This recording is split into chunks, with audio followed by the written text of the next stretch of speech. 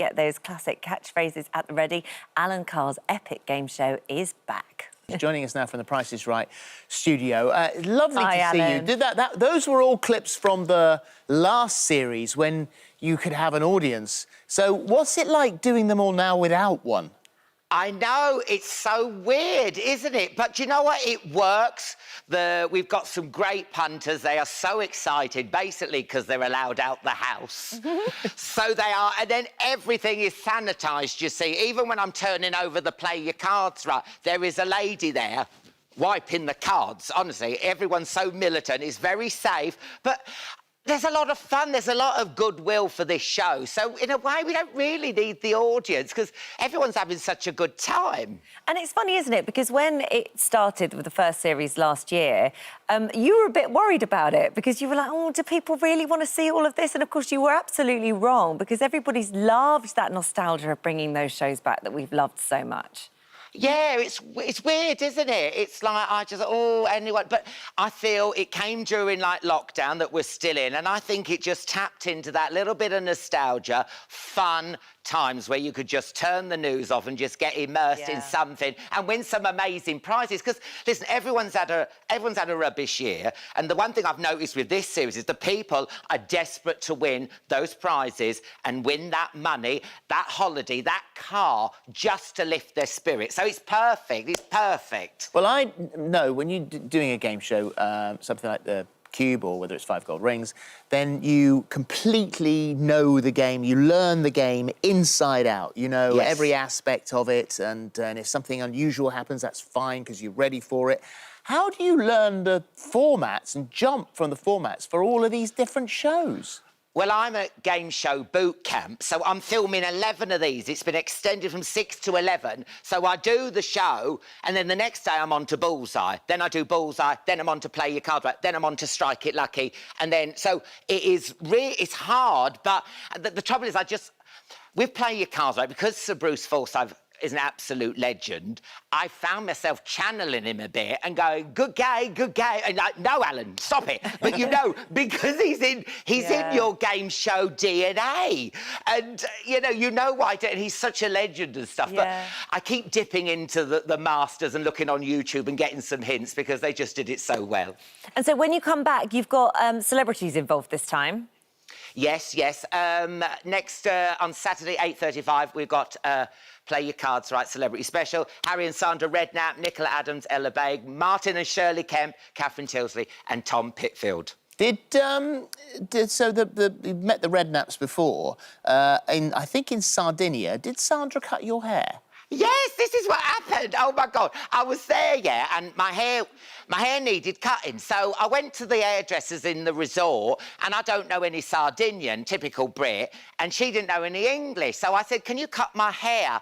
And, normally you got, like, magazines to point at how you could look like. All there was in the shop was, like, this property magazine. So I was pointing at, like, hedges and hanging baskets, saying, like that. She destroyed my hair, and I was so upset. And Sandra goes, I used to be a hairdresser. I'll cut your hair. So she cut me hair. How lucky is that? Very lucky. What are the chances? What are the chances? The other show that we've been watching you on is the Interior Design Master Show, and that's been brilliant. And I think, especially now, because we're all sitting at home, we're all watching, well, our walls, basically, of our homes and kind of noticing things, and we all want to change things. And there's lots of tips and things you can learn, lots of inspiration to be had on that one. Yeah, it's great. And also, one of the things is, a lot of the contestants, they love a skip, they love a tip, and they would come with some rusty old railings, and I'd be like, looking at it like, oh, well, you'll be going home this week, nice to know you. But bit of brasso and everything. You don't have to have loads of money. Just zhuzhing things up, thinking about it, having a little look, never throwing things away. So it's not like one of those ones, oh, I've got no money, I can't do anything. You sure can. And I just think, and of course, they haven't got the biggest budget, and they were getting things during a pandemic as well, sourcing material. They are all stars, and they're just so inspiring. They're going to have amazing careers. So what's for doing that sort of show, what have you done to your house in lockdown? Have you? Because I can't see you looking in a skip. so what have you? I've woken up in a few skips, especially when you've come on chatty man with your tequila. Do you remember that time I fell in the Serpentine? Yeah. Yes. Do you remember I fell in the Serpentine because of you? Yes, absolutely. I went to get the dog's ball out. All the tequila came to the front of my head, and I went in. I remember.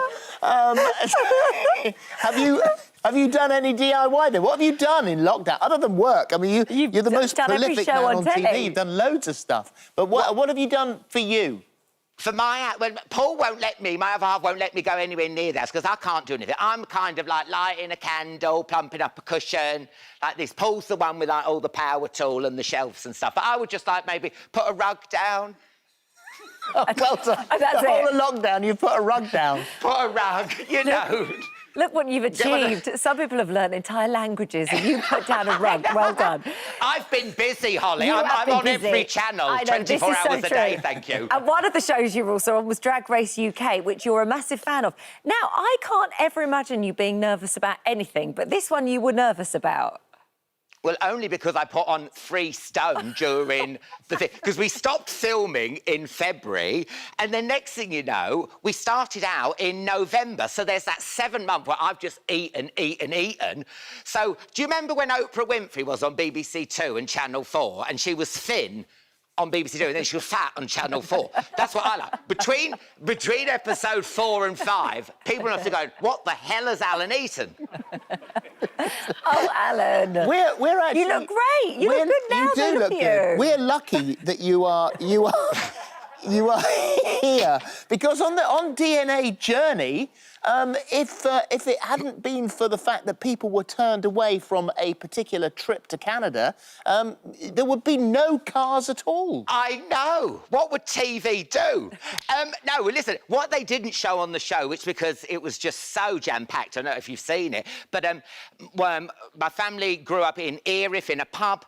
The eldest daughter went to Vancouver, had the best time, came over and said, what are you doing in Erith, Dartford? All come over to Canada, you'll have the best life. And this was in 1912. So him and his 12 kids turned up, went to get on the Titanic, but was told there was too many kids, you have to get the next boat. And thank God they did. They said it with a bit more gravitas than me, but you get the gist. Get the next boat. It's lovely to talk to you. Oh, and Alan, happy birthday, Phil. Thank you very much. Thank you. Epic game show, celeb special. Play your cards right this time. It's Saturday at 8:30 on ITV. See you soon. Lots of love, Alan. Bye. Thanks, love. Bye. Bye.